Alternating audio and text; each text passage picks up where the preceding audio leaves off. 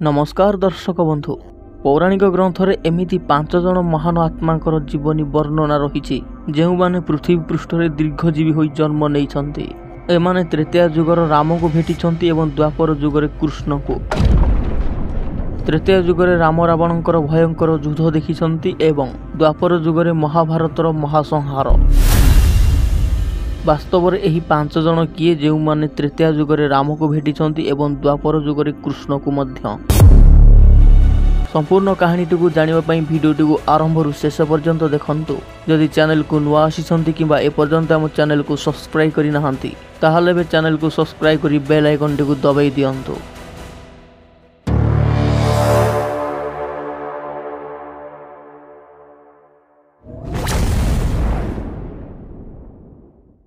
पौराणिक ग्रंथ अनुसार तृतीय जुगर अवधि 12,96,000 एवं द्वापर जुगर अवधि 8,64,000। भगवान श्री रामचंद्र तृतीय जुगर अंतिम पर्यायर जन्म ग्रहण करथिले एवं 11,000 वर्ष पर्यंत पृथ्वी पृष्ठ रे अवतरित होइथिले। किंतु एही 5 जन महान आत्मा भगवान श्री रामचंद्र को पूर्व पृथ्वी पृष्ठ रे अवतरित होइछंती।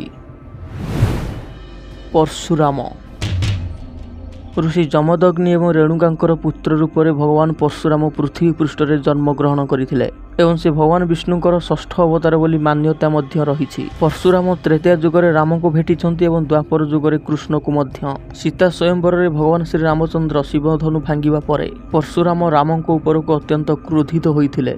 मात्र राम तांको धनुरे प्रत्यांचा चढ़ाई परशुराम को शांत कराइथिले। परशुराम जानी पारिथिले कि राम विष्णुकर अवतारी अटंती एवं सेठारे से राम को प्रणाम करी चली जाइथिले। द्वापर जुगरे परशुराम कृष्ण को मध्य भेटिछंती। एतद् व्यतीत भगवान परशुराम सूर्यपुत्र कर्ण एवं पितामह भीष्म को युद्ध विद्यार ज्ञान प्रदान करिछंती। मायासुर ऋषि कश्यप एवं दितींकर पुत्र रूप में मायासुर पृथ्वी पृष्ठ रे जन्म ग्रहण करथिले। मायासुर रावणकर पत्नी मंदोदरींकर पिता मध्य थिले। पौराणिक ग्रंथरे मायासुर को ज्योतिष एवं वास्तुशास्त्र आचार्य बोली वर्णना करा जाइछि। कथा अनुसार मायासुर रावणकर ससुर अटंती एवं जे कि स्वर्णलंकार निर्माण करथिले। द्वापर जुगरे मायासुर कृष्ण को मध्य भेटिछंती। जेतेबेले कुरु सम्राट धृतराष्ट्र पांडव मानकु तांकर नगरी निर्माण करिवा निमंते खांडव वन प्रदान करिथिले। अर्जुन एवं भगवान श्रीकृष्ण निजर अस्त्र सहायतारे खांडव वन को जाली देइथिले। एथिरे अनेक प्राणींकर जीवन जाइथिला एवं एही वनरे मायासुर मध्य बास करुथिला। सुदर्शन चक्र कबलरु निजर प्राण रक्षा निमंते मायासुर अर्जुन को शरण पशिथिला, जहा फल कि अर्जुन मायासुर को अभयदान प्रदान करी कृष्ण को शरण नेबाकु कहिथिले। एथिरे कृष्ण मायासुर को पांडव मानक पई खांडव वन रे एक नगरी निर्माण करिया पई आदेश देइथिले, जहार नाम रखा जाइथिला इंद्रप्रस्थ। जाम्बवान ब्रह्मा को पुत्र रूप में पृथ्वी पृष्ठ रे जन्म नैथिबा जाम्बवान मध्य त्रेतया जुगरे राम को भेटिछंती एवं द्वापर जुगरे कृष्ण को। त्रेतया जुगरे राम रावण युद्ध रे जाम्बवान भगवान श्री रामचंद्र पक्षरे रही युद्ध करथिले। जाम्बवान अत्यंत बलशाली थिले एवं से भगवान श्री रामचंद्र सह मल्ल युद्ध करिया पई इच्छुक थिले। मात्र एथिरे राम कहिथिले तुम्भर एही अभिलाष निश्चय पूर्ण हेब। द्वापर जुगरे भगवान विष्णु कृष्ण अवतार रे जन्म ग्रहण करथिले एवं जाम्बवानकर झियो जाम्बवंती को विवाह करथिले। कथा अनुसार श्रीकृष्णकर पत्नी सत्यभामा को पिता संत्राजित पाखरे समांतक नामक एक दिव्य मणि थिला। सही मणि को धारण करी तांकर भाई प्रसेनजित जंगल को शिकार निमंते यात्रा करथिले। जंगल रे गोटिए सिंह प्रसेनजित एवं तांकर घोड़ा को मारी मणिटी को नहीं जाइथिला। सिंह पाखरे दिव्यमणि देखि जाम्बवान से सिंह को मारी देइथिले एवं मणिटी को नहीं तांकर गुंफा को चली जाइथिले। अपर पाखरे संत्रजित श्रीकृष्ण को दोष देइथिले कि से मणि चोराइछंती। श्रीकृष्ण को ऊपर मणि चोरीर दोष लागिया परे से मणि को खोजी खोजी जंगल को जाइथिले एवं जाम्बवान पाखरे से मणिटी को देखिथिले।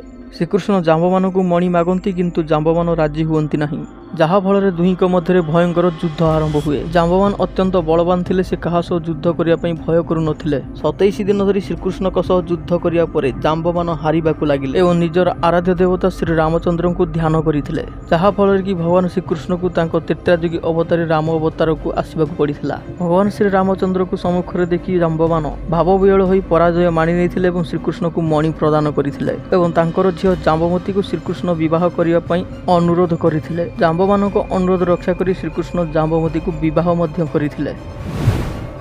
महर्षि दुर्वासा महर्षि दुर्वासा तृतीय जुगरे राम को भेटिଛନ୍ତି ଏବଂ ଦ୍ୱାପର ଯୁଗରେ କୃଷ୍ଣକୁ ମଧ୍ୟ। महर्षि दुर्वासा भगवान शंकरଙ୍କର क्रोधाग्निରୁ ऋषि अस्त्रीଙ୍କ ପତ୍ନୀ ଅନୁସୂୟାଙ୍କ ଗର୍ଭରୁ ଜନ୍ମ ହୋଇଥିଲେ। ସେ ଜନ୍ମରୁ ଅତ୍ୟନ୍ତ କ୍ରୋଧୀ ଥିଲେ, ଛୋଟ ଛୋଟ କଥାରେ ମଧ୍ୟ ରାଗି ଯାଉଥିଲେ। କଥା ଅନୁସାରେ ତୃତୀୟ ଯୁଗରେ ଭଗବାନ ଶ୍ରୀ ରାମଚନ୍ଦ୍ର ପୁନଃ ବୈକୁଣ୍ଠକୁ ଯିବା ପାଇଁ କାଳଙ୍କ ସହ ବାର୍ତ୍ତାଳାପ କରୁଥିଲେ। ସେ କାଳଙ୍କ ସମ୍ମୁଖରେ ସର୍ତ୍ତ ରଖିଥିଲେ, ଯଦି କେହି ତାଙ୍କୁ ବାର୍ତ୍ତାଳାପ କରିବା ସମୟରେ ତାଙ୍କୁ ଦେଖନ୍ତି କିମ୍ବା ତାଙ୍କର କଥା ଶୁଣନ୍ତି ତାହେଲେ ତାଙ୍କୁ ମୃତ୍ୟୁଦଣ୍ଡ ଦିଆଯିବ।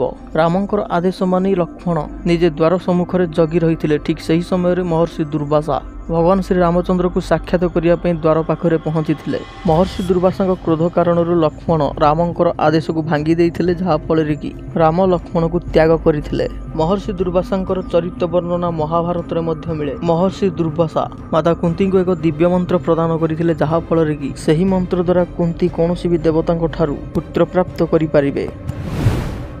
पवन पुत्र हनुमान बानर राजा केशरी और माता अंजनांकर पुत्र हनुमान को सप्तम चिरंजीवी रूप में गणा जाए। अंजनी पुत्र हनुमान तृतीय जुगरे राम को भेटिଛନ୍ତି ଏବଂ द्वापर जुगरे कृष्ण को मध्य। यह सत्वे कली जुगरे मध्य हनुमान जीवित अछंती बोली अनेक ग्रंथरे प्रमाण मिले। तृतीय जुगरे हनुमान रामंकर अत्यंत प्रिय भक्त थिले एवं रावण विरुद्ध रे भयंकर युद्ध करथिले। ठीक सेहीपरि द्वापर जुगरे हनुमान श्रीकृष्णकर आदेश क्रमे महाभारत युद्ध समय अर्जुनकर रथर ध्वजरे विराजमान करथिले एवं तांको विजयी मध्य करथिले।